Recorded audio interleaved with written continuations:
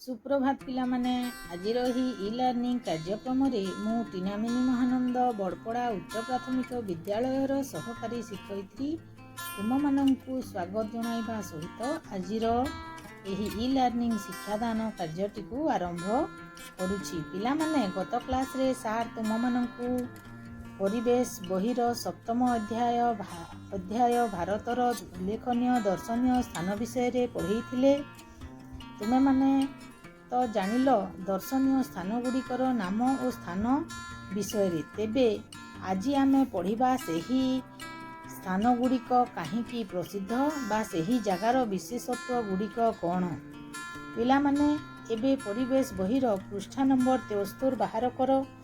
आज आमे भारतर मुख्य दर्शनीय स्थान विषय रे जानिबा। सेही स्थानटी हैला दिल्ली। आज आमे दिल्ली विषय रे बहुत किछि जानिबा को चेष्टा करिबा एही पाठ द्वारा। पिला माने तुमे माने दिल्ली रो ना सुनिछ, कहि परिबो एहा केहुथि पे प्रसिद्ध? हाँ, सर्वप्रथमे एहा हमर भारतर राजधानी होइथिबारु एहा प्रसिद्ध। जानिलो ना। एबे एहार अन्य विशेषत्व विषय रे जानिबा।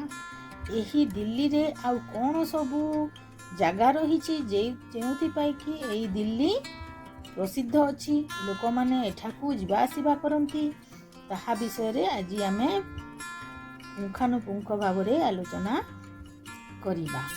दिल्ली रे हमर अछि राष्ट्रपति भवन। सेठारे हमर राष्ट्रपति रहंती। सेई राष्ट्रपति भवन भितरे 340 टी कोठरी अछि। राष्ट्रपति हेउचंती आम भारतर प्रथम नागरिक और सर्वोच्च शासनकर्ता। कुहत पिले एबे हमर राष्ट्रपति किए अछंती? हाँ, एबे हमर राष्ट्रपति श्रीयुक्त रामनाथ कोविंद अछंती। तापरे दिल्ली रे संसद भवन बा पार्लियामेंट अछि। सेठारे हमर राज्यसभा और लोकसभा अछि। मंत्री माने सेठारे सबु बैठक और विभिन्न प्रकार निष्पत्ति सबु नेई थांती। दिल्ली रे आउ अछि सचिवालय। सेठारे पार्लियामेंट रे जहा निष्पत्ति हेई थाए सेई गुड़िक कार्य करिबा पई सरकारी सचिव माने सारा देश रे कार्य करिबा पई नियोजित होई थांती। आउ कोन अछि कहि परिबो? सर्वोच्च न्यायालय बा सुप्रीम कोर्ट अछि। एठारे बड़ बड़ मोकद्दमा सबु समाधान होई थाए। आउ अछि दिल्ली रे इंडिया गेट। एहा एक प्राचीन स्मारक अटे। एही ठारे भारतीय जवान माननकु प्रतिवर्ष अगस्त 15 और जनवरी 26 दिन श्रद्धांजलि दिया जाए। तापरे दिल्ली रे आउ अछि लाल किला। एहाकू मुगल सम्राट शाहजहां तैयारी करिथिले। एहा थिला मुगल मानंकर राजधानी। एहा लाल रंगर पत्थर रे तैयारी होइथिबारु एहाकू लाल किला कुहा जाए। एहा संपूर्ण भावरे पत्थर रे निर्मित। तापरे दिल्ली रे आउ अछि कुतुब मीनार। एहाकू कुतुबुद्दीन ऐबक तैयारी करिथिले, तेणु एहार नाम तांकर नाम अनुसारे कुतुब मीनार रखा जाइथिला। एहा 5 महला विशिष्ट पत्थर रे तैयारी गोटिए मीनार अटे। तापरे दिल्ली रे अछि अक्षरधाम। एहा एक सुंदर मंदिर जहा विस्तीर्ण जगह रे रहिछि। एथिरे हिंदू देवादेवी पूजा पाई थांती।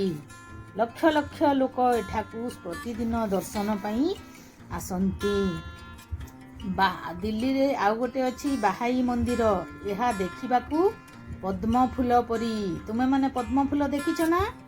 हाँ, सेई बाहाई मंदिरटी पूरा देखिबाकू पद्म फूल जेमिति फुटिछि सेमिति। एठाकू मध्य लोके उपासना पाई आसी थांती। आउ आमे दिल्ली रे कोन देखिबा? जामा मस्जिद। एहा ମୋଗଲ ସମ୍ରାଟ ଶାହାଜାହାନ ତିଆରି କରିଥିଲେ। କୁହାଯାଏ ସମୂହ ନମାଜ ପାଠ ପାଇଁ ଏହାକୁ ସେ ତିଆରି କରିଥିଲେ। ଏଥିରେ ପ୍ରତିବର୍ଷ ଇଦ୍ ସମୟରେ ଅନେକ ମୁସଲମାନ ଭାଇ ଭଉଣୀମାନେ ସମୂହ ନମାଜ ପାଠ କରିବା ପାଇଁ ଆସନ୍ତି। ତାପରେ ଅଛି ବିରଳା ମନ୍ଦିର। ଏଥିରେ ରାମ ଲକ୍ଷ୍ମଣ ଓ ମା ସୀତା ପୂଜା ପାଇଥାନ୍ତି। ବିଭିନ୍ନ ସଂଗ୍ରହାଳୟ ରହିଛି ଦିଲ୍ଲୀରେ। ଏହି ସଂଗ୍ରହାଳୟ ଗୁଡ଼ିକରେ ବିଭିନ୍ନ ପ୍ରକାରର ବିରଳ ଜିନିଷ ସବୁ ସାଇତି କରି ରଖାଯାଇଛି ଓ ଏହାକୁ ସରକାର ସମ୍ପୂର୍ଣ୍ଣ ଭାବରେ ନିୟନ୍ତ୍ରଣ କରନ୍ତି। ସେଇ ଜାଗାକୁ ଗଲେ ଆମେ ସେଇ ସବୁ ଜିନିଷ ଦେଖିପାରିବା ଓ ତାର ବିଷୟରେ ଜାଣିପାରିବା। ଆଉ ରହିଛି କ'ଣ? ରାଜଘାଟ। ଏହା ହେଉଛି ଆମର ଜାତୀୟ ପିତା ମହାତ୍ମା ଗାନ୍ଧୀଙ୍କର ସମାଧି ସ୍ଥଳ। ଏଠାରେ ତାଙ୍କୁ ସମାଧି ଦିଆଯାଇଥିଲା। ଏଠାରେ ମଧ୍ୟ ଲୋକ ଆସିକି ମହାତ୍ମା ଗାନ୍ଧୀଙ୍କୁ ଶ୍ରଦ୍ଧାଞ୍ଜଳି ଅର୍ପଣ କରନ୍ତି। ଆଉ ଗୋଟେ ଅଛି ଶକ୍ତିସ୍ଥଳ। ଏହା ଆମର ଭାରତର ପ୍ରଥମ ମହିଳା ପ୍ରଧାନମନ୍ତ୍ରୀ ଶ୍ରୀମତୀ ଇନ୍ଦିରା ଗାନ୍ଧୀଙ୍କର ସମାଧିସ୍ଥଳ। ଏଠାରେ ଆଉ ଅଛି ଶାନ୍ତିବନ। ବିଜୟଘାଟ। ବିଜୟଘାଟ ହେଉଛି ଆମର ବୀର ଯବାନମାନଙ୍କର ସମାଧିସ୍ଥଳ, ଯେଉଁମାନେ ଆମର ଦେଶ ପାଇଁ ଜୀବନ ଦେଇଛନ୍ତି। ସେଇ ବୀର ସୈନିକମାନଙ୍କର ସମ୍ମାନ ଉଦ୍ଦେଶ୍ୟରେ ଏହା ତିଆରି କରାଯାଇଛି।